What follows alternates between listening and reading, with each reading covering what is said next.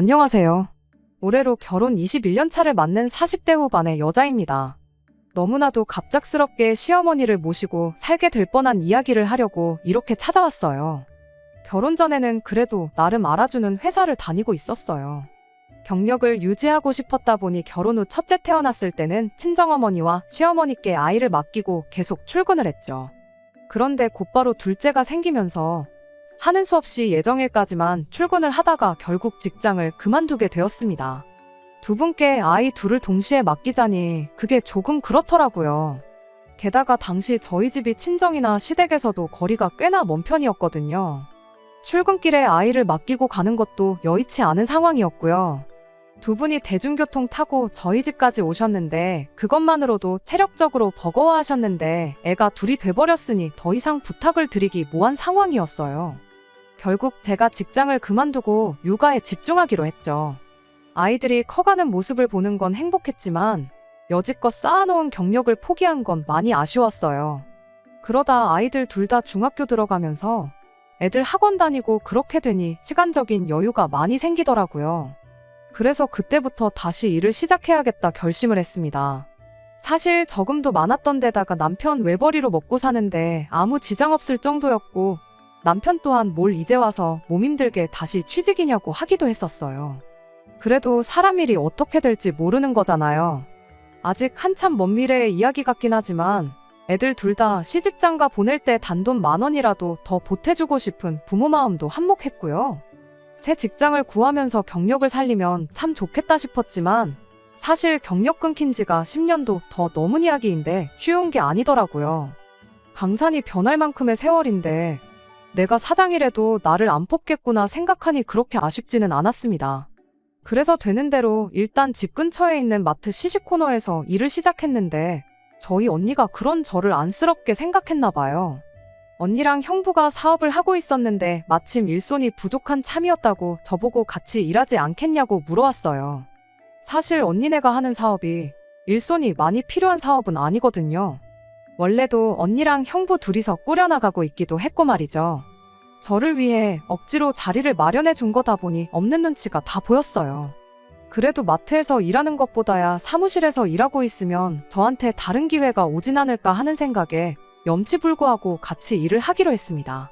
물론 없어도 되는 자리를 만들어준 거나 마찬가지다 보니 그리고 언니네가 영세하는 작은 사업체다 보니 월급이 높은 편은 아니었어요. 그래도 제 경험을 바탕으로 이것저것 시도해 본 결과 제 밥값 정도는 할 수 있을 만큼 언니네 사업이 전보다 더 잘 굴러가기 시작했습니다. 물론 거기까지 오는데 몇 년이나 걸리긴 했지만 이렇게 다시 일을 할 수 있다는 게 참 좋았어요.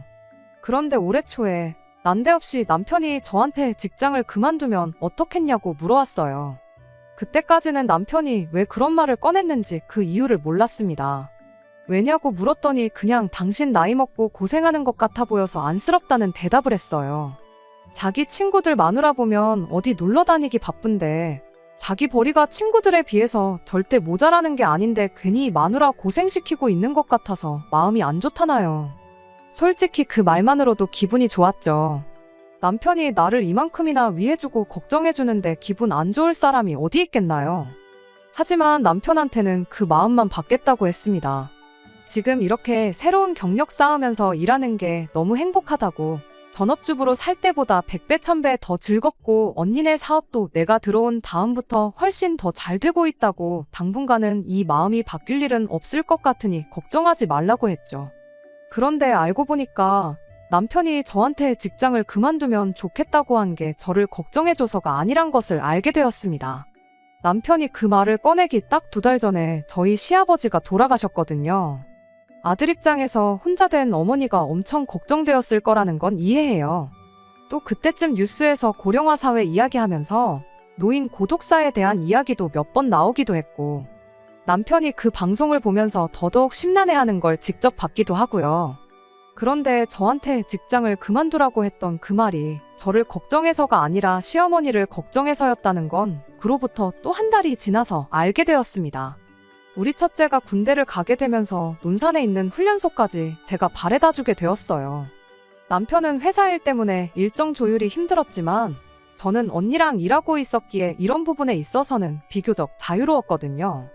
아들 입대 전날 저희 가족들끼리 식사를 했어요.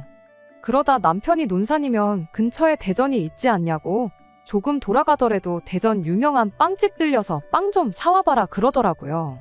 딸아이도 요즘 거기 빵이 유행이라고 새벽부터 줄 서서 사는데 없어서 못 파는 빵도 있다더라 하면서 나도 먹어보고 싶으니까 꼭 좀 사가지고 와달라 관심을 보였죠. 아들은 당장 내일 입대하니까 조금 넋이나가 있었고요. 빵이니 뭐니 그게 다 무슨 소용 있냐는 듯한 표정이었죠. 아무튼 저도 딸아이가 먹어보고 싶어 하니까 조금 돌아서 가더라도 들러서 이것저것 사오겠다고 대답했습니다. 그런데 또 막상 그게 안 되더라고요. 새벽부터 일찍 일어나 2시간 거리를 운전하고 간 게 그렇게 피곤하진 않았는데 아들이 훈련소 들어가는 걸 보니까 마음이 싱숭생숭 하더라고요. 막상 빵 같은 거 챙길 기분도 아니었고요. 딸아이한테 전화해서 빵은 안 사가도 되냐고 물었더니 농담으로 했던 말이라고 나중에 친구들하고 놀러가서 사 먹어도 되니 걱정 말고 빨리 오라 하대요. 빵 이야기는 딸아이보다 남편이 먼저 꺼낸 말이긴 했지만 남편이야 당연히 내 기분을 이해해주겠거니 생각해서 연락도 안 했어요. 그렇게 원래 예상한 것보다 집에 2시간 일찍 도착하게 되었습니다. 그런데 집에 돌아왔더니 남편이 저보다 먼저 집에 와 있더라고요. 문제는 그 시간이 남편 퇴근 시간보다 4시간이나 이른 시간이었다는 거예요. 여지껏 결혼 생활하면서 남편이 정시 퇴근을 했던 적은 많았지만 단 한 번도 퇴근 시간보다 이르게 퇴근한 적은 단 한 번도 없었거든요. 그런데 4시간이나 일찍 퇴근이라니 이상해도 너무나 이상했습니다. 아니나 다를까 남편도 저한테 왜 이렇게 일찍 왔느냐고 묻더라고요. 대전까지 들리려면 적어도 4, 5시쯤은 돼야 집에 올 줄로만 알았다고요. 그래서 남편한테 기분이 울적해서 그냥 일찍 왔다고 대답했습니다. 평소처럼 저한테 위로 한마디 해줄 줄 알았는데 남편은 잔뜩 당황하고 긴장해서는 저한테 괜찮냐고 묻는 게 아니고 말이라도 한마디 해주지 그랬냐는 말을 하더라고요. 언제부터 빵을 그렇게 좋아했다고 사오기로 한 빵 하나 안 사왔다고 화까지 내나 싶어서 마음이 상했죠. 아무튼 남편한테 무슨 일로 일찍 왔느냐고 물었어요. 일이 일찍 끝나기라도 한 거냐고. 일찍 와도 되는 거였음 다른 날도 아니고 하나밖에 없는 아들 군대 가는 날인데 시간 좀 비워보지 그랬느냐고 한마디 했죠. 남편은 여전히 잔뜩 당황해서는 그런 게 아직 선약이 있다. 집에는 잠깐 준비하려고 들른 거다. 허둥지둥 대답을 하고는 후다닥 현관 밖으로 나가더라고요. 그때는 남편한테 아무런 의심도 없었기에 혹시나 선약이 수략 속이면 내가 태워다 줄 테니까 괜히 차 끌고 나가지 말라고 했어요. 그때까지는 몰랐죠.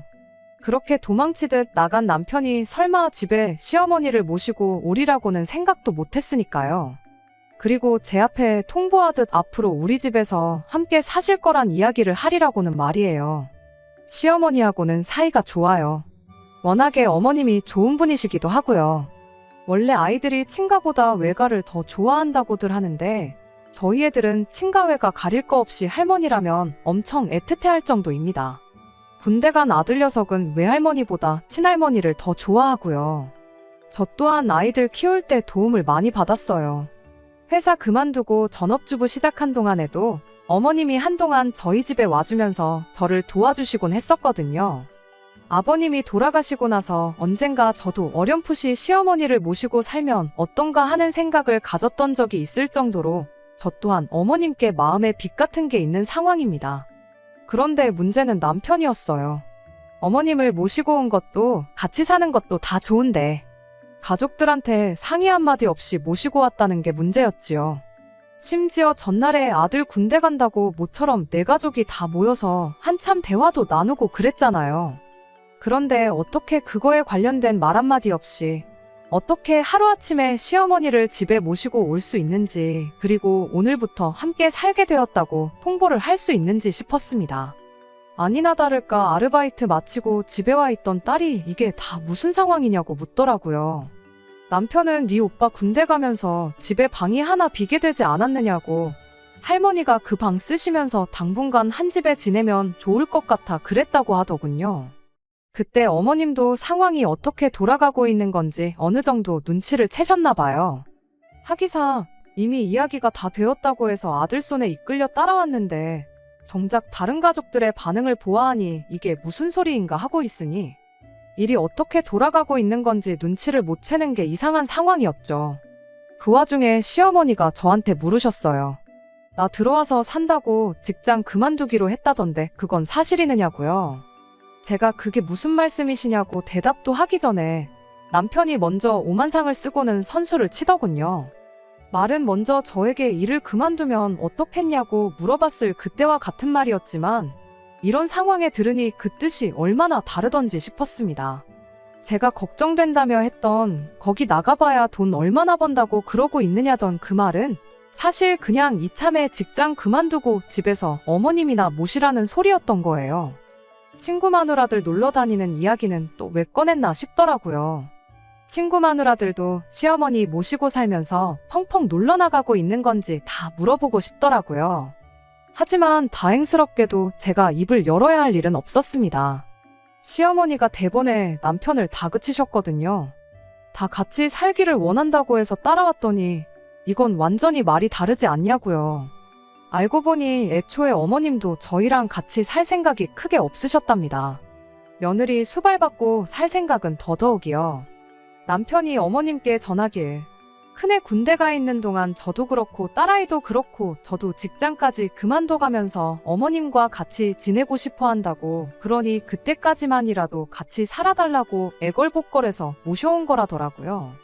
그런데 막상 집에 와서 보니 저도 그렇고 딸아이도 그렇고 난생 처음 듣는 이야기다 하는 반응을 보니 남편이 당신한테 거짓말을 하고 억지로 모셔왔다는 걸 알게 되신 거예요. 어머님이 딱 잘라 말했어요. 상황 보아하니 가족들끼리 사전에 합의된 것 같지가 않은데 당신 생각이 맞냐고요. 그제서야 남편이 자백을 하더라고요. 혼자 되신 어머니를 어떻게 가만 두고 보겠냐고요. 여전히 저희랑은 그 어떤 말 한마디 하지 않고 어차피 이렇게 된 거 잘 지내보자는 이야기를 꺼내더라고요. 어머님이 싫다고 내가 무슨 부귀영화를 누리겠다고 무슨 낯짝으로 며느리 멀쩡히 잘 다니고 있는 회사 그만두게 만들어서 수발을 받고 살겠냐고 하시더니 애초에 같이 살 생각일랑 없었으니 돌아가겠다고 다시 집에 데려다 달라고 하셨어요. 상황이 참 웃기게 돌아가고 있었죠. 어머님도 같이 살고 싶은 생각 없고 저희도 딱히 없는데 남편만 혼자 나서서 시어머니를 모시고 싶다고 하고 있는 상황이었으니 말이죠. 그 와중에 남편은 분위기 파악도 못하고 어머님께 그러더군요. 자기가 봐왔던 TV 프로에서 나온 노인 문제에 대해서 웃기 시작하더니 나중 가서는 고독사 이야기까지 꺼내더라고요. 여태까지 내가 이 자리에 올 수 있었던 건 어머니가 자기를 바른 길로 인도해 주시고 잘 키워주셨기에 그러는 건데 이번에 효도하면서 그 은혜를 갚고 싶다고 하면서 오신 김에 그냥 같이 살자고 어머님께 애처럼 조르기 시작하는 거 아니겠어요? 어머님도 남편의 발언에 어이가 없다는 듯 실소가 터져서는 한마디 하시더군요. 네 키워준 은혜를 왜 며느리한테 갚으라고 그러느냐고요. 내가 너를 키웠지 얘를 키웠냐고 한마디 하시니 남편이 거기다 대고 시어머니한테 자신있게 부부는 일심동체 아니겠냐고 대답을 하더라고요. 어머님은 대번에 남편한테 아주 말장난을 하고 있다고 입만 살아서 부모한테 해야 할 효도 마누라한테 떠넘기지 말고 네가 직접 해보라고 했어요. 당장에 회사 그만두고 와서 내 먹을 밥이고 내가 지낼 방 청소고 내가 입고 쓴 옷까지며 이부자리 빨래까지 네가 다 하라고요. 키워준 은혜는 너만 받았는데 애꿎은 애 고생시키지 말고 말이 그렇게 쉬우면 네가 직접 하라고 하시더군요. 남편이 대번에 자기는 집안 가장으로서 돈을 벌어와야 해서 안 된다고 하더라고요. 거기에 또 어머님이 한마디 해주셨지요. 네 아빠 죽으면서 남기고 간 돈도 꽤 되고 죽기 전에 모아놓은 것도 상당하다고요. 평생 먹고 살 걱정 없게 해줄 테니 어디 한번 네가 모셔봐라 한마디 하시고는 저랑 딸아이한테도 다시 의견을 물어봐 주셨어요. 당신 수발드는 걸 비롯해 어머님과 관련된 모든 것들은 남편이 회사 그만두고 와서 하는 걸로 하자고요. 그렇게 하면 니들도 불만 없지 않겠냐고 물으셨는데 저랑 딸아이가 약속이라도 한 듯이 동시에 그러자고 대답을 했어요. 그랬더니 남편 표정이 순식간에 안 좋아지더라고요.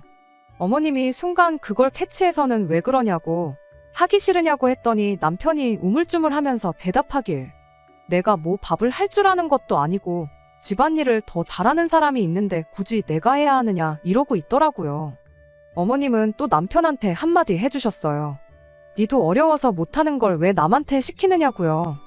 니가 진짜 이 애미가 걱정돼서 모시고 살고 싶걸랑 직접 모실 자신 있을 때 와서 같이 살자고 하라 하셨어요.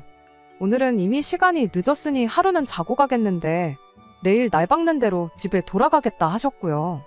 그날은 같이 외식을 했는데 남편 말 한마디 못하고 있는 꼴을 보니까 어머님 덕분에 속이 다 후련하더라고요. 아침 받자마자 어머님 댁까지 제가 모셔다 드렸어요. 어차피 직장까지 방향이 비슷해서 어려울 게 없었습니다. 어머님이 저한테 대뜸 사과부터 하시더라고요. 자식 교육 똑바로 못 시켜서 미안하다고요. 어머님께 그게 무슨 사과까지 하실 일이라고 그러시냐고 손사래를 쳤지요. 오히려 제가 먼저 모시고 살자고 말을 꺼내지 못해서 죄송하다 했어요.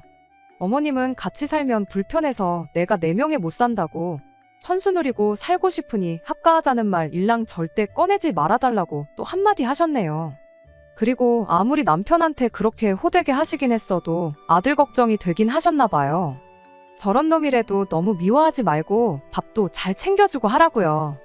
그 나이에 이혼당하면 지만 손해인 걸 아직도 모르는지 싶다고. 그리고 이제야 남편 뒷바라지 해주는 거 끝이 났는데 아들 뒷바라지 해주면서 살고 싶은 생각일랑 전혀 없으니 혹시나 이걸 이유로 이혼해서 내 품에 아들 돌려주는 일이 없었으면 좋겠다고 이야기하시대요.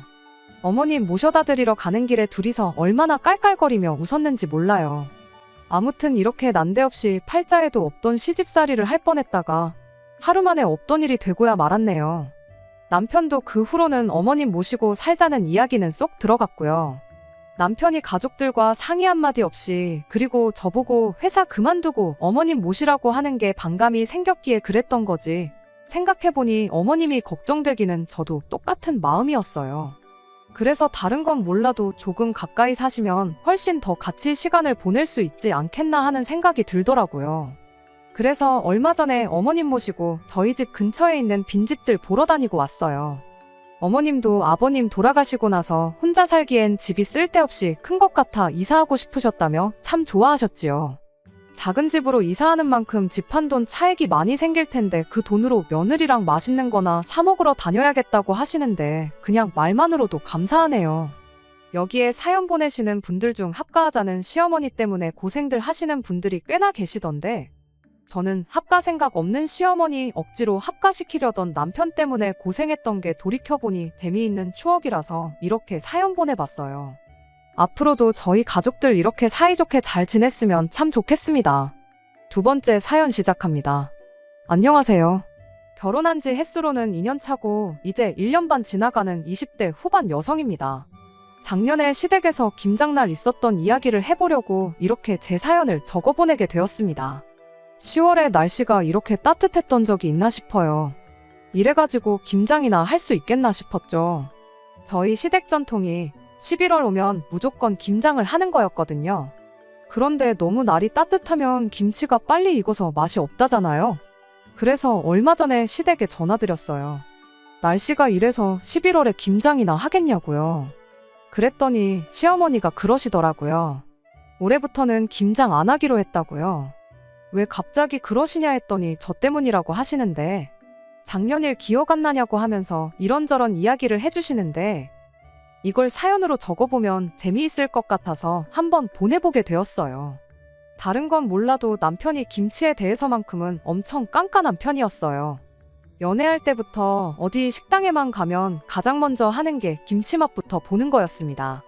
암만 인터넷에 맛집이라고 소문난 그런 곳을 가더라도 김치가 자기 마음에 안 들면 그 식당은 두 번 다시 가지 않을 만큼 김치에 까다로운 사람이었지요.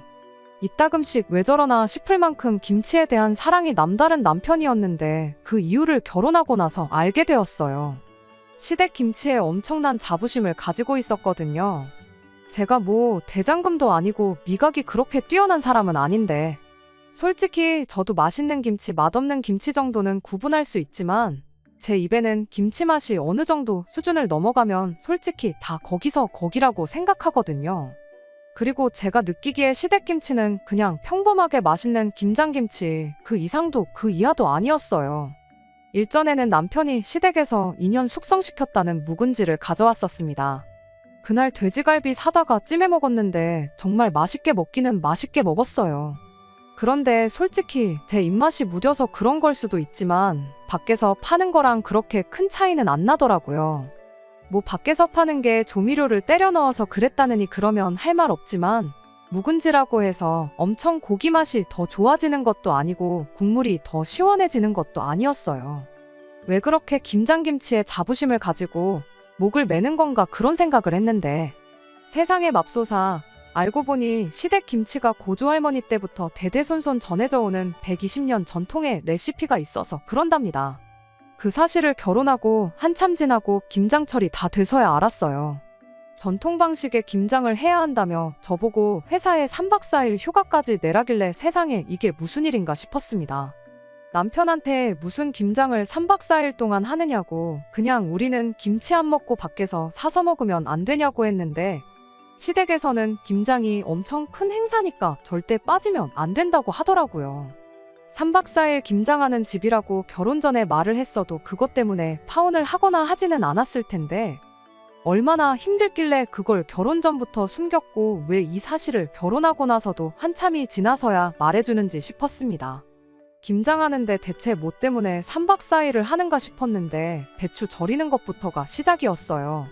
당연히 편하게 절여져 있는 배추 사다가 할 줄 알았는데 거기서부터도 120년 전통의 비법이 시작되는 거였습니다. 온 집안 식구들이 나눠 먹을 거라서 배추만 해도 400포기나 되었어요.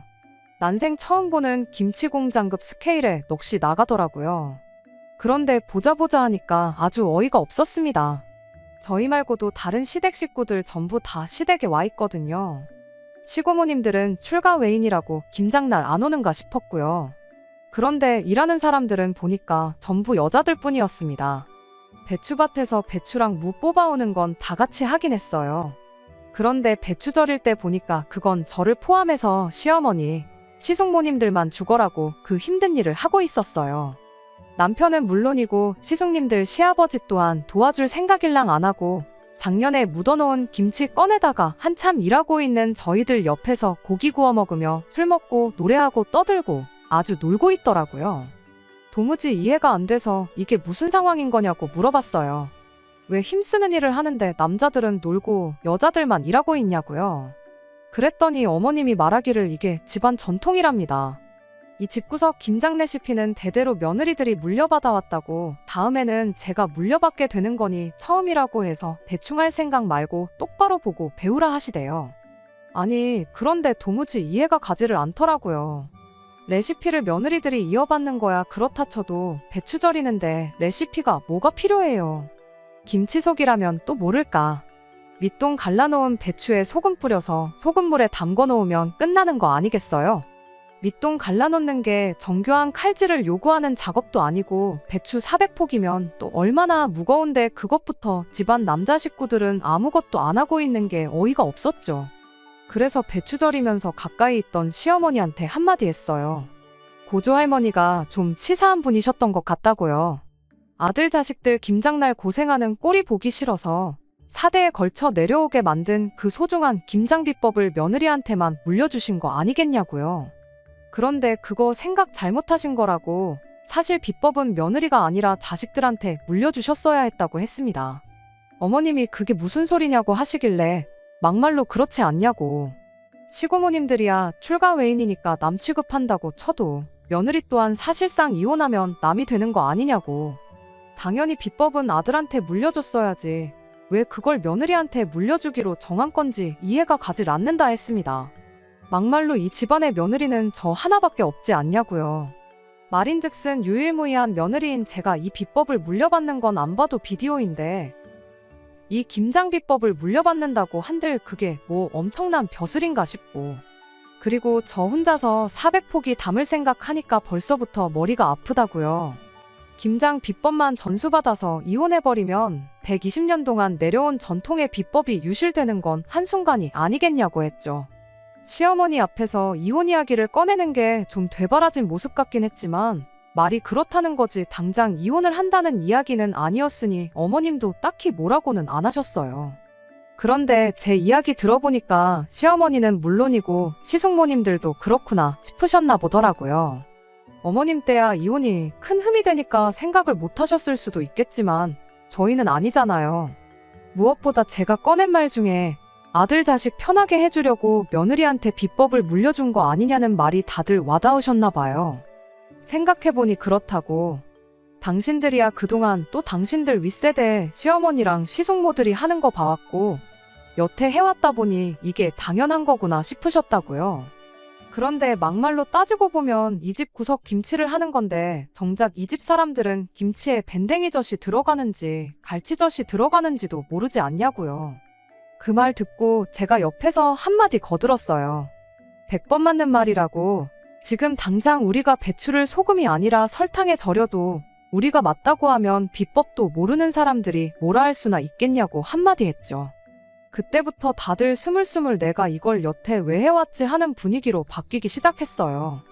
기세를 몰아서 그 길로 제가 총대를 메고 김장 파업에 돌입했습니다. 갑자기 일잘하던 사람들이 단체로 안 하겠다고 하니 남자들이 이게 무슨 상황인가 하는 표정이었어요. 시어머니가 필두로 나서서 배추 절이는데 비법이 뭐가 필요하냐고. 이 집 남자들 앞으로 김치 먹고 싶으면 김장을 도우라고 한마디 크게 외치시더라고요. 그랬더니 아버님이 배추 뽑아오는 거 도와주지 않았느냐고 하시더라고요. 어머님은 거기다 대고 그건 우리도 똑같이 다 했다고 뽑아만 오면 다냐고 고래고래 소리를 지르셨고요. 아버님이 어머님한테 뭘 잘못 먹었냐고 한마디 하시는데 어머님이 뭘 잘못 먹긴 잘못 먹냐고 여태 배추 절이느라 저녁도 똑바로 못 먹었는데 옆에서 작년김치 꺼내다가 고기 처먹은 게 누구냐고 한마디 하시더라고요. 순식간에 상황이 역전이 돼서 남자들은 초상집 분위기, 여자들은 축제 분위기였어요. 저희도 아버님들이 했던 것처럼 똑같이 옆에서 묵은 김치 꺼내다가 고기 구워 먹고 저희들끼리도 한 잔씩 하고 왁자지껄 떠들고 놀기 시작했죠. 그래도 남편이라고 다들 걱정은 되었는지 잘하고 있는지 한 번씩 가서 봐주고 도와주고 노하우도 알려주시고 그러더라고요. 나중엔 답답했는지 어느샌가 온 가족이 달라붙어서 하고 있었어요. 그리고 다음날 아침에는 아예 업무 분담을 해서 속전속결로 끝내기로 했어요. 한 팀은 김치 육수 내고 한 팀은 양념 재료 준비하고 남자들은 절여놓은 배추를 말리고 다 같이 하니까 금방 끝난다고 엄청 좋아하더라고요. 다음 날이 돼서는 김치속 만들어서 버무리는 작업에 들어갔어요. 이 또한 이내전술로 달라붙으면 금방 끝날 일인 게 눈에 보였지만 이번엔 어머님, 시숙모님들한테 도와주지 말고 남자들만 한번 해보게 하자고 했어요. 얼마나 번거롭고 힘든 일인지 알아야겠냐고요. 남자들은 그런 게 어딨냐며 볼멘소리를 했지만 120년 전통의 비법을 지키고 싶으면 니들부터 배우라는 소리에 꼼짝도 못하고 김치속을 버무리기 시작했죠. 그동안 저는 어머님하고 시숙모님 모시고 읍내에 있는 농협에 가서 돼지고기를 잔뜩 사가지고 왔습니다. 김장 당일날에 또 갓 삶은 수육이 빠질 수가 없잖아요. 일단 평소에 아버님들이 하던 대로 김장하는 거 안 도와주고 옆에서 고기를 삶기 시작했어요. 고기가 다 삶아지고 나서 준비해온 막걸리랑 이것저것 해서 새참을 준비해줬죠. 일하고 먹으니까 더 맛있다며 분위기도 참 좋았어요. 새참 끝나고 나서는 저희도 발벗고 나서서 김치속 버무리는 걸 도왔습니다. 이내전술로 다 같이 달라붙으니 예상한 대로 400포기도 금방이더라고요. 분위기도 전에 없이 좋았는데 저녁이 되니까 어이없는 상황이 발생했어요. 시고모님들이 하나둘씩 와서 김장김치를 내놓으라고 하고 있었으니까요. 하기야 400포기라니 많아도 너무 많다 싶었습니다. 고조할머니가 알고 보니 아들 사랑이 대단한 게 아니고 자식 사랑이 대단하신 분이셨던 거예요. 그렇게 매해 며느리들 부려먹어서 김장시키고 힘들게 담근 김치를 자기 딸들한테 나눠주는 시스템까지 만드셨더라고요. 매해 공짜로 가져가셨지만 올해부터는 안 된다고 김치가 드시고 싶으면 직접 와서 김장을 도우시던지 아니면 김치 10kg에 10만 원씩 내고 가져가시라고 했어요. 대번에 10kg에 10만 원씩 하는 김치가 세상에 어디 있냐고 원성이 자자하더라고요. 그럼 사드시면 되겠네요 하고 올해부터 김장김치는 없으니까 그렇게 아시라고 말했어요. 그렇게 시고모님들한테 받아낸 돈은 어머님하고 시숙모님들한테 똑같이 나눠서 드렸습니다. 고생한 거에 비하면 얼마 안 되는 돈이긴 하지만 이게 어디냐 했더니 다들 좋아하시더라고요. 아무튼 그렇게 제가 시집 오고 나서 첫 김장은 그렇게 끝이 났어요. 올해 김장을 안 하게 된 이유는 일단 날씨 때문에 배추 농사를 완전히 망했다는 게 가장 큰 이유였어요. 그리고 시고모님들도 올해도 김장김치 돈 주고 사가야 되면 자기들은 필요 없다고 그냥 마트표 김치 사서 먹겠다고 했다더라고요. 아버님들도 당장 그날에는 즐겁게 하시는 척 했지만 엄청 고생하셔서 그랬나 올해는 그렇게 고생하기 싫다고 하셨다더라고요. 배추도 직접 기른 배추가 아니다 보니 뭔가 그동안 먹던 김치 느낌이 아닐 것 같다고 올해는 그렇게 김장을 안 하기로 했다는 겁니다. 날씨도 날씨 나름이고요. 120년 동안 한 해도 빠짐없이 했던 김장인데 이렇게 쉽게 안 해도 되는 거였으면 왜 그렇게 며느리를 부려먹어서 꾸역꾸역 했는지 싶네요. 내년 되면 또 어떻게 나오실란지는 모르겠지만 내년에도 호락호락 해드릴 용의가 없네요. 시어머니도 내년에도 잘 부탁한다고 농담처럼 한마디 해주셨고요. 그냥 김장철도 다가오고 해서 지난 이야기지만 한번 이렇게 꺼내보았습니다. 혹시나 여러분들 중에 집에서 직접 김치를 담그시는데 집안 식구 누구든 간에 일손 한번 안 보태고 김치만 먹으려고 하면 따끔하게 한마디 해주세요. 안 도와주면 국물도 없다고요. 끝까지 들어주셔서 감사합니다. 오늘의 사연은 여기까지입니다. 구독과 좋아요, 알람 설정 부탁드리고 더 좋은 사연으로 다시 찾아뵙겠습니다. 감사합니다.